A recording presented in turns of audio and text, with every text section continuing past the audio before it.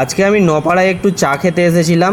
এটা হচ্ছে দিল্লি রোডের ওপর একটা জায়গা, মানে আমি যেই রাস্তাটাতে আছি সেই রাস্তাটা যদি আমি ক্রস করে যাই, দিল্লি রোডটা যদি আমি ক্রস করি, তাহলে ওপারে যদি 2 কিলোমিটার মতো যাই সেখানে হচ্ছে চন্দননগর স্টেশন। তো এই জায়গাটাতে একটা ট্রাক ড্রাইভার ঘুমন্ত অবস্থায় গাড়ি চালাচ্ছিল, গাড়ি চালাতে চালাতে সে ঘুমিয়ে পড়েছিল। মানে এখানে একটা ভয়ঙ্কর অ্যাক্সিডেন্ট হতে পারতো। মানে ট্রাকটা সোজা এসে গার্ডওয়ালের ওপর উঠে পড়লো, তারপরে হচ্ছে ট্রাক ড্রাইভারের ঘুম ভাঙলো। এখন রাস্তায় লোকগুলো বলছে যে উঠে গাড়িটা সরাও, ব্যাকে নাও, এই সমস্ত কথা বলছে। তারপরে তার ঘুম ভাঙলো।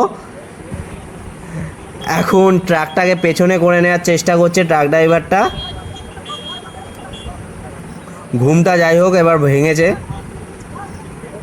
মানে আমি জাস্ট পার হতে যাচ্ছিলাম, মানে রোডটা জাস্ট ক্রস করতে যাচ্ছিলাম, তখনই এই ঘটনাটা ঘটলো। আমি মানে এখনও রোডের কাছেই দাঁড়িয়ে আছি, রোডটা ক্রস করবো বলে সেখানেই দাঁড়িয়ে আছি।